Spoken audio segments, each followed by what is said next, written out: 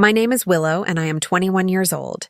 The day that was supposed to be the proudest moment of my life began with sunlight spilling across the campus lawn, the air buzzing with applause, camera clicks, and names being called one by one.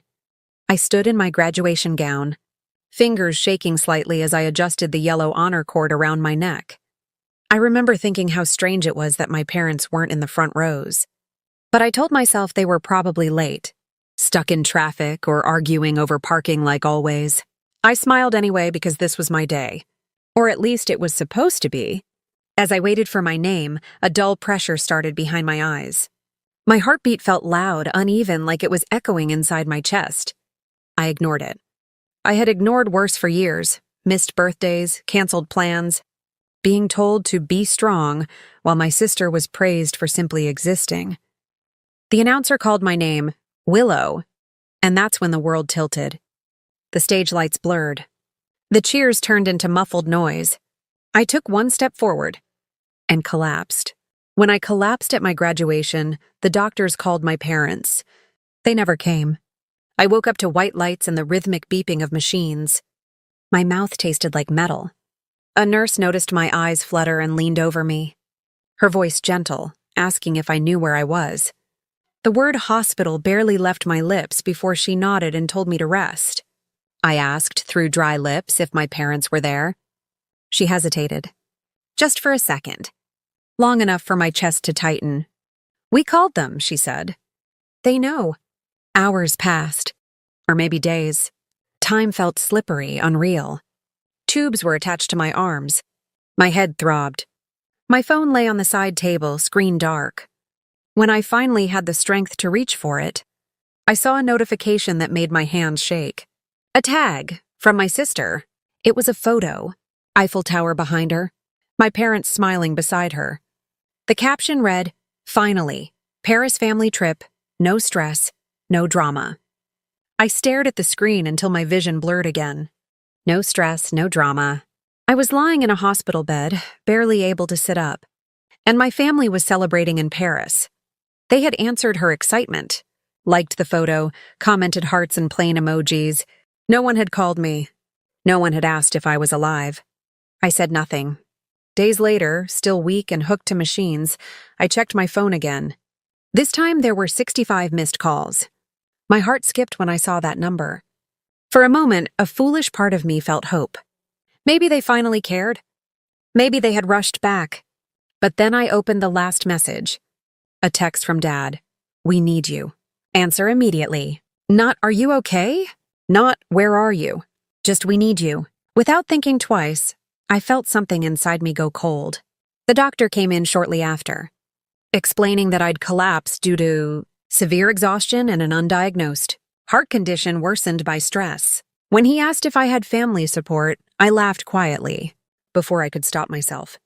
He frowned, concerned, and suggested calling someone I trusted. Anyone.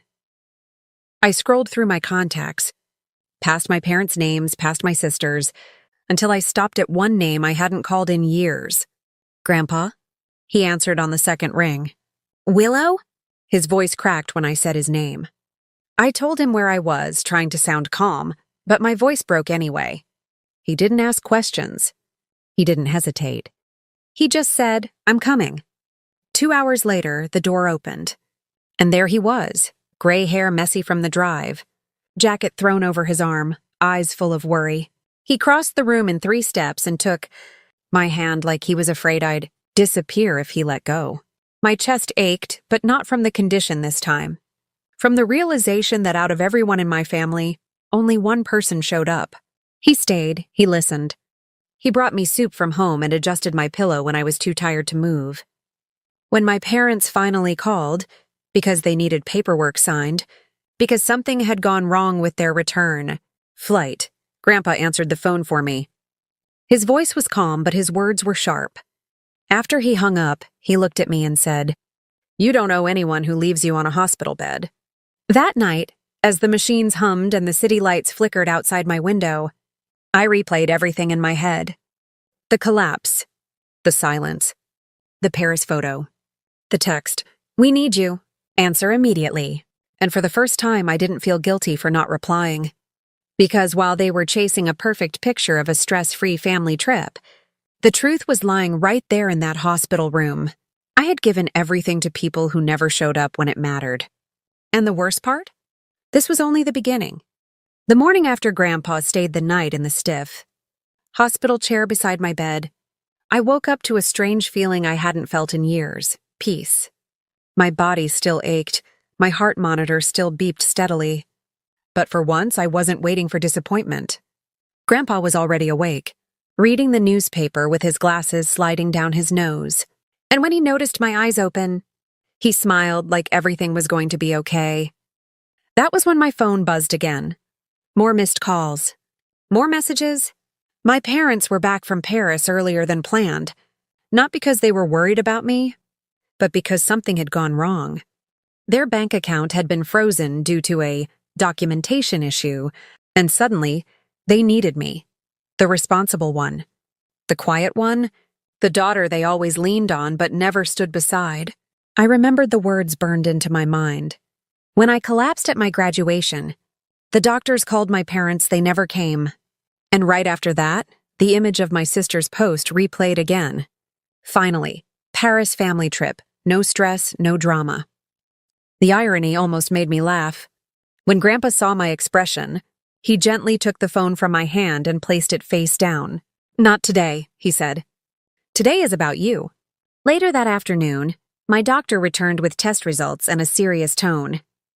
He explained that my condition wasn't something I could ignore anymore. Years of emotional stress, overworking, and always being the one who carried everyone else had taken a real toll. He asked about my home environment, about support, about whether I felt safe and valued. For the first time, I told the truth. Not the polished version. Not the excuses. The real story. Grandpa listened quietly, his jaw tightening with every word. When the doctor left, Grandpa said something that changed everything. "You're coming to stay with me when you're discharged." I protested at first. Old habits die hard. I said I didn't want to be a burden. Grandpa looked at me with disbelief and said, "You were never a burden. You were neglected." That night, my parents finally showed up. No flowers, no tears, just frustration. They asked why I hadn't answered, why Grandpa was interfering, why I was making things difficult. My sister stood behind them, scrolling on her phone, barely looking at me. My mom complained about the hospital smell. My dad asked if I could still help fix the bank issue. That's when something inside me finally snapped into clarity. I remembered another line that felt like my entire life summarized. Days later, still weak and hooked to machines, I saw 65 missed calls and a text from Dad. "We need you! Answer immediately!" I sat up, heart pounding, and for the first time I spoke without fear. I told them I had collapsed on the stage. They didn't bother to watch from the audience. I told them I lay unconscious while they smiled for photos in Paris. I told them that Grandpa was the only one who came when I could barely breathe. Silence filled the room. My mom scoffed. My dad looked offended. My sister rolled her eyes. No apologies came. Just excuses.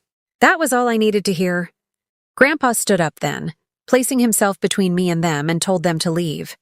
He said they had lost the right to call themselves my support system. A week later, I was discharged.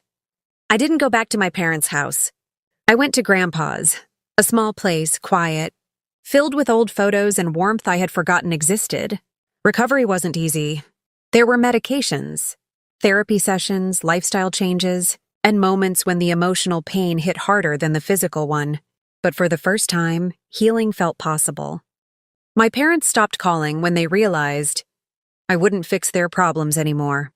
My sister stopped messaging when she realized I wouldn't react. The silence felt different this time, not empty, but freeing.